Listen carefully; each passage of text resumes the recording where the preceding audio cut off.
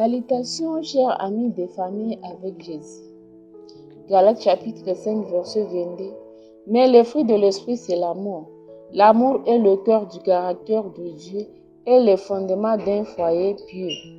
Plus qu'un sentiment, l'amour est une action, bonté, pardon, sacrifice et attention qui font de la vie de la famille un avant-goût du paradis. L'amour doit être le principe directeur du foyer. Alors que nous commençons notre série sur les fruits de l'esprit, invitons le Saint-Esprit à faire grandir l'amour dans nos cœurs et à transformer notre façon de vivre ensemble. 1. L'amour commence avec Dieu. Nous aimons parce qu'il nous aimait les premiers. Jean chapitre 4, verset 19. L'amour de Dieu est la source de tout amour véritable. Dans nos foyers, lorsque nous demeurons en Christ par la prière et sa parole, son amour se répand en nous, façonnant notre façon de parler et de servir. Le cœur qui a goûté l'amour du Christ réclame. Nous devons d'abord recevoir l'amour de Dieu quotidiennement. Par exemple, prier ensemble approfondit cet amour. 2. Amour crée l'harmonie. L'amour est patient et bon, il exige ce qu'il veut. 1 Corinthiens chapitre 13, verset 4 jusqu'à 7. L'amour apporte la paix dans nos foyers. Il adoucit les paroles de parents, encourage l'obéissance des enfants et guérir les blessures par le pardon. Que la bonté et l'amour soient la loi du foyer. Lorsque l'amour règne, les familles s'unissent au lieu de se diviser.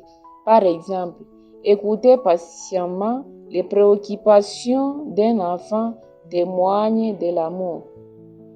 En choisissant des paroles douces et des actes altruistes, nous créons un foyer où chacun se sent valorisé et en sécurité. 3. L'amour est le meilleur enseignant. L'amour couvre toutes les fautes. Proverbe chapitre 10, verset 12. L'amour est le moyen le plus puissant de guider les enfants et de renforcer les familles. Puisque la punition des paroles douces et une attention constante façonnent le cœur dans les foyers où l'amour habite, chaque cherche à servir l'autre. Une atmosphère d'amour apprend aux enfants à faire confiance à Jésus et à le suivre. Par exemple, serrer un enfant dans ses bras après une erreur témoigne de la puissance de l'amour. Faisons de l'amour la règle, non seulement dans les grands moments, aussi dans les petits gestes du quotidien. L'amour imprègne-t-il l'atmosphère de votre foyer? Comment pouvez-vous la manifester aujourd'hui? Sur votre tableau, fruit de l'esprit, notez une façon dont votre famille a manifesté de l'amour cette semaine.